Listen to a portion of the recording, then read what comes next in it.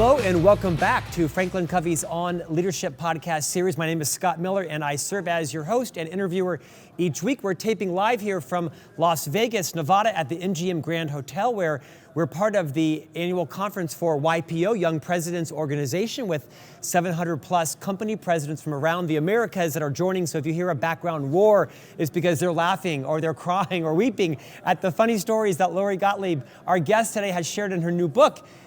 Lori's joining us from Los Angeles, California. Before I begin, you may know that I've authored the book Master Mentors, 30 Transformative Insights from Our Greatest Minds, drawn from the guests that join this podcast. And the new version, Master Mentors Volume 2, is out now for pre-order on Amazon. 30 new insights, 30 new guests. Perhaps today's guest will be willing to appear in Volume 3 from guest on the podcast. Her name is Lori Gottlieb. She is the riotously funny and insanely talented author of the book, Maybe You Should Talk to Someone. The book is amazing. A therapist, her therapist, and our lives revealed. If you've not bought and read this book, press pause on this podcast. Go to Amazon or wherever, buy this book, because you will send me a message and thank me. It's so self-aware.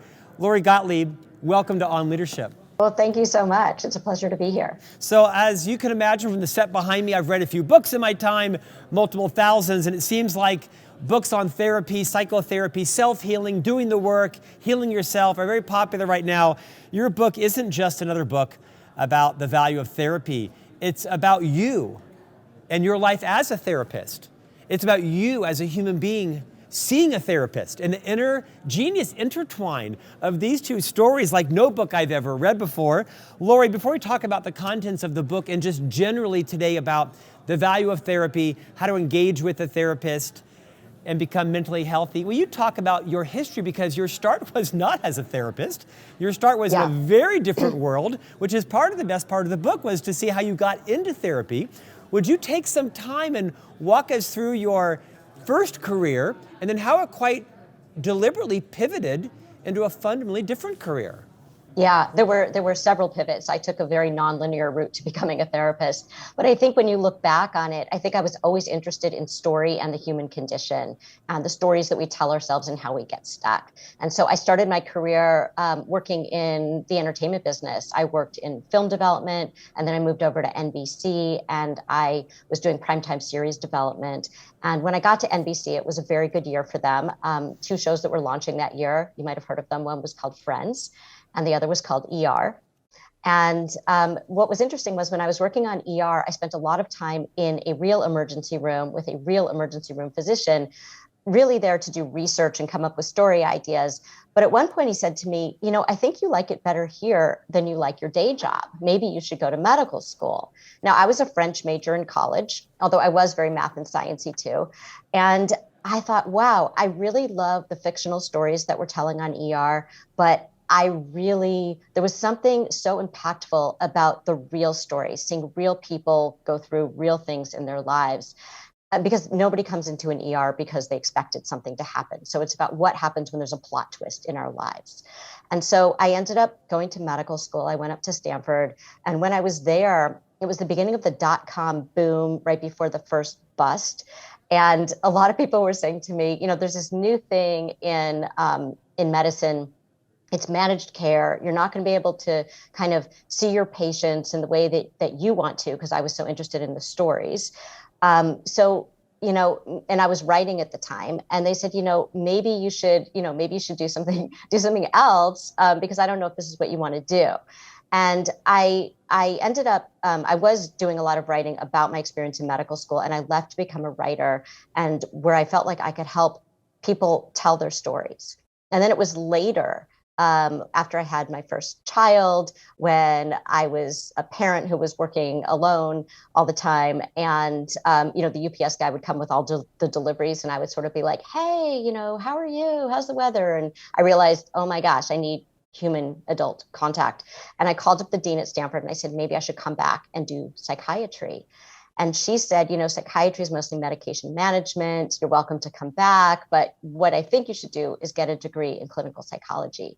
And so now I feel like what I do is I help people to rewrite their stories, which is really the job I think that all of us need to do for ourselves. I mean, Laura, you kind of glossed over it, but you were working on television and movie sets, and then you pivoted to Stanford and you went to medical school. This isn't like you were a CPA and became a realtor, not to diminish either of those careers, but they have nothing in common with each other, and nor did yours. It took a lot of courage to make this mid-career pivot, did it not? Yeah, I think it did, and I think a lot of people questioned it. But I also feel like when you know what feels right to you, you should follow that because nobody else is living your life for you. So people can have lots of opinions about how you should live your life, but at the end of the day, you get to choose because you're the one who wakes up every day with that life. Mic drop moment, nicely said. Let's talk a bit about the book. Maybe you should talk to someone. It's just, it's swept Amazon. It swept the bookstore, swept the world by storm. I found myself, I have a lot of books I have to read for the podcast, like have to read, 2 or 3 books a week, mostly business books. And then there's a rare opportunity I'll get a chance to read a magazine or a newspaper for fun. But every night I would pick up your book as my enjoyment book because it was so well written and so self-deprecating. You have this beautiful synthesis of talking about your life as a therapist and with either permission or appropriate disguise, some of the insights coming from your patients, but also as you seek out a therapist to talk about some of the I don't want to say trauma, but some of the fallout of a relationship you had that ended. How did you come to learn that writing style? Because it did an extraordinarily great job of capturing my attention. Yeah, so it's interesting because I had been a writer before I was a therapist. So writing was the part that came naturally to me. It was really about the vulnerability of exposing myself in this way in the book. So maybe you should talk to someone who follows the lives of 4 of my patients as they go through various things. And then I'm the 5th patient in the book.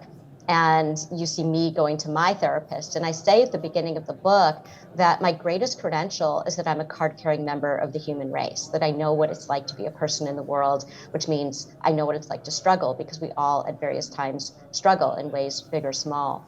And so it was really important for me to really write this book about the human condition. To me, it's not even a book about therapy at all. It's really a book about, how do we get stuck? How do we get in our own ways? And how do we move through that? And how do we live with intention and finally have our blind spots illuminated? And how do we kind of become emotionally free? Actually, I think it's a book on self-awareness because the lessons that you share as you left your own therapy sessions as a patient, you would leave the sofa on one side, you'd be in the chair 1 hour and then in the sofa the other hour when you went to your own therapist. I found you were teaching me, clearly, intentionally teaching me about my own lack of or need to develop my self-awareness as you were sort of uncovering your lack of or your need to as well as you left the therapy sessions where you were the patient. Let's talk a bit about therapy. You talk about there isn't a hierarchy of pain. And I like that concept. Will you give some voice to those who perhaps are struggling with crippling depression or major anxiety, or perhaps someone else that has something that might seem less severe, but to them is no less traumatic in terms of their mental health? Talk about the lack of hierarchy in pain. Yeah, I think it's really interesting, and I see this as a therapist so much, that we rank our pain in a way that we don't do with physical pain. So, for example, if you, fall and break your arm, you're not like, I'm not going to go to the doctor and get a cast for this or get it x-rayed because somebody else has stage 4 cancer. So it's really not that bad. So I should just tough it up and kind of, walk around with my broken arm. But we do that with our emotional health. So, it's like if you have chest pain, you'll go to the cardiologist probably before you have a massive heart attack. If you have some kind of emotional pain, like, you're like, maybe I'm a little bit sad or maybe I'm anxious, but, I have a roof over my head and food on the table. So it's not that bad compared to whatever you compare it to. People don't come to therapy often until they're having the equivalent of an emotional heart attack. And the problem with that is that, first of all, it's harder to treat because now, it's gotten really bad. And the other part that really breaks my heart is that you've struggled unnecessarily for, people will wait, months or years maybe before they even come in. So they've been struggling for a very long time. And it's not like during that time that they've been functioning so well. It's kind of like you can try to push down your feelings, but they're still there and they come out in other ways, whether that's too much food or too much alcohol, or insomnia, or an irritability, or difficulty in relationships, or that mindless scrolling through the internet, or whatever distraction you choose.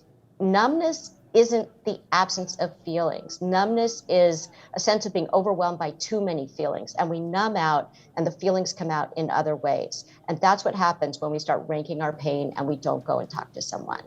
Nicely said. As I listen to you, I'm thinking about one of the gifts that you gave to millions of readers around the world is not just this remembrance of how important self-awareness is, but you really have normalized the what was a taboo topic around therapy. And you would say, I have an appointment when it was your therapist, yes. Right? I mean, I have an appointment, I can't be moved, which increasingly becomes, you must have a therapist. Good for you. I wish I had your courage, right, to talk about it. Let's talk about the actual practical relationship of finding and working with a therapist. You write about a lot of patients care if their therapist likes them. Talk about the role of a good relationship between a therapist and a patient. Yeah. It's funny because when I was a patient, I very much felt like a patient. I didn't feel like I was a therapist who knew better. So I cared a great deal whether my therapist liked me and whether I was entertaining. And when I would walk out and I'd see somebody else maybe coming into the waiting room, I'd think, oh, I wonder if he likes her sessions better than mine, or if he dreads my sessions. Right. The relationship is so important, and study after study shows that the relationship you have with your therapist is more important to the success of your therapy than any other factor, including their number of years of experience, the modality they're using, all of which are important, but not as important as that relationship. So I think people need to realize it's not the same as like going to your GP. This is a person that you have to feel really, really comfortable with in a much more fundamental way. And I'm guessing, therefore, you're arguing that if someone is looking for a therapist, they probably should therapist shop. They should actually, yes. Visit a few. Talk about what seems like a realistic formula, maybe not for everyone, but generally give permission to people to figure out how to find their therapist right now. I think people need to realize that when you go in for a first session with a new therapist, that it's not like the two outcomes are going to be either you're going to be in therapy with this person or you're just not going to go to therapy. It's a consultation. It's an opportunity for you to sit with this person and see what it feels like. And if at the end of that session you feel, I would say the answers to two questions. One is, did I feel like this person understood me in a way that in a first session someone can understand you? They don't know everything yet. But did I feel basically understood? And how did I feel talking to this person? And then the other question is, did this person say one thing in this session that made me think? Because you're not going to therapy just for validation. You're not going to therapy so they can say, yes, that was terrible, that's awful, oh, that's, you're going so that you want compassion, but you want wise compassion. I talk about the difference in maybe you should talk to someone between idiot compassion and wise compassion. So idiot compassion is what we do with our friends. Your friend comes to you and says, listen to what happened with my coworker, my partner, my boss, my mother, my child, whatever. And we say, yeah, they're wrong, you're right, right? We just back them up because we think we're supporting them. Wise compassion is what a therapist will do, is we will hold up a mirror to you and help you to see something about yourself that maybe you haven't been willing or able to see. So what is your role in this? And that's not to say that there aren't difficult people out there. We always say, before diagnosing someone with depression, make sure they aren't surrounded by assholes, right? So, there are difficult people out there. But what is your role in this? What is your response to this? And I think that if in a first session, your therapist says something, it'll be in a very gentle way, but asks you a question that makes you consider something about yourself that you haven't been maybe willing or able to look at, I would go back, because I think you're going to get a lot out of that therapy.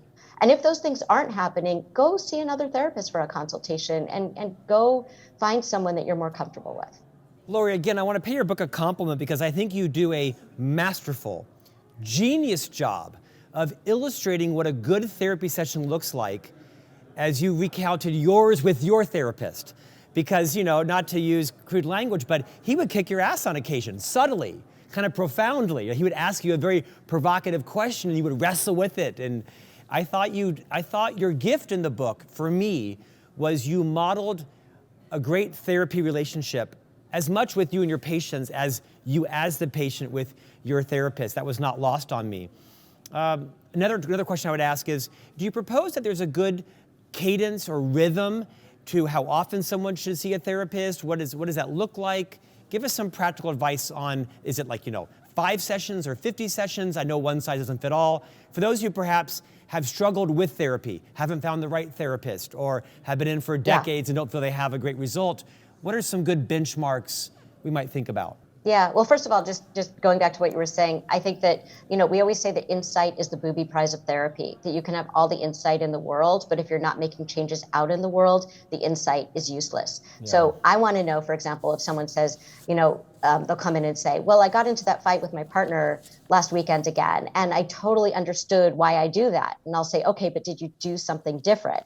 And they might say, no, but I understand why I do it. Well, that's the first step, but now you've got to do something different. So I think most of therapy really takes place in the time between sessions. You do something in therapy that helps you to do something different out in the world.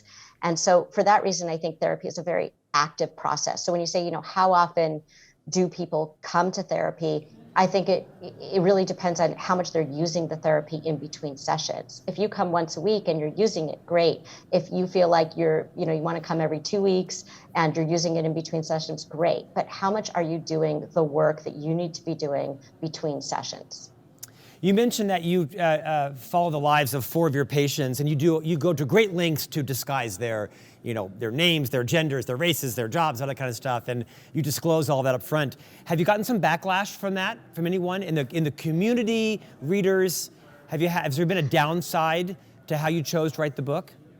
No, not at all. In fact, I think that everybody has said, the book at this point has sold over 1 million copies. And I think that the reason it has is because it's actually so real and people can see themselves mirrored in every single one of these patients, including me, because I'm the 5th patient.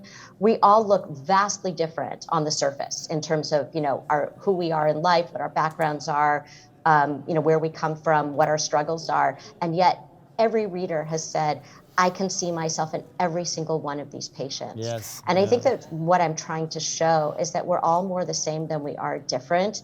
And I think that you can learn a lot from seeing yourself mirrored in any of these patients. Laura, you also advocate against Googling your therapist. Talk to that. Yeah. So, one of the issues that I had that my therapist told me not to do was I came in because of a breakup. And, I kept Googling my ex, and it was obviously not very healthy because I would make up all these stories like, oh, look, he's posting a picture of a salad at a restaurant. How can he even eat without me?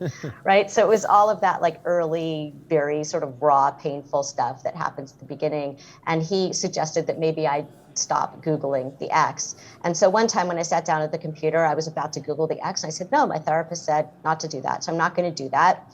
But then instead I Googled my therapist thinking, I never Googled him. I'm just curious, like where he got his degree, those kinds of things.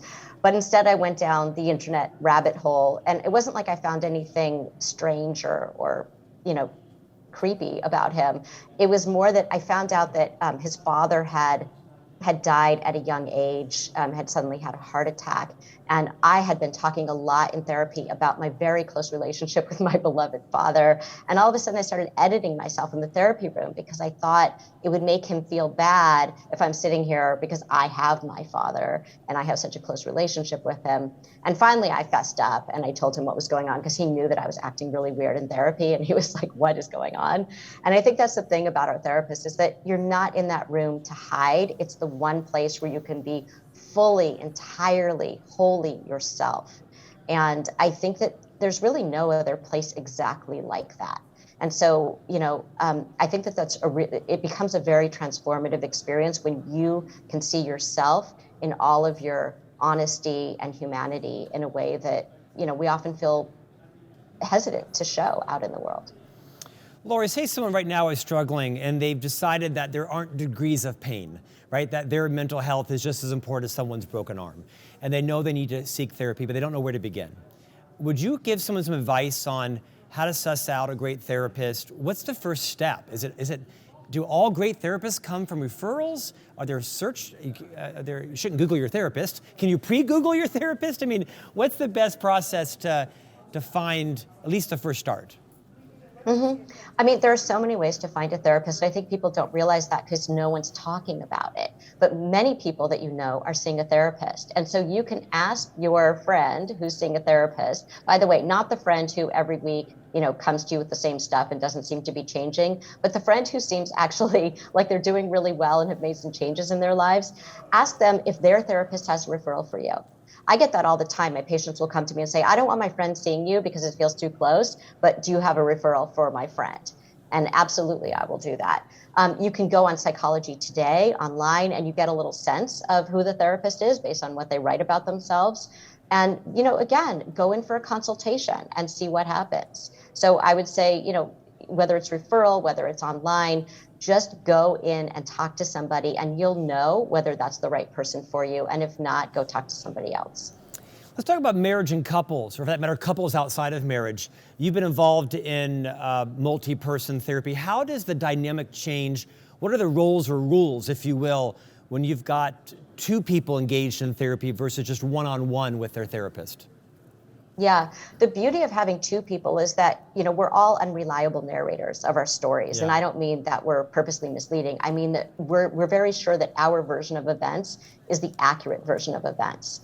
And it turns out that we make a lot of assumptions and we minimize certain parts of the story and we emphasize certain parts because we want the therapist to side with us, or we want to tell the story in a way that feels palatable to us and makes us feel like we are we're the good person in the story. And I think what happens when you have couples of any kind, and I see romantic couples, but I also see business partners, I also see friends, I see parents and adult children, I see siblings. So I've seen all kinds of couples. And I think what you find out is that they learn that there's so much more to the story of why the other person is doing what they're doing than they ever imagined.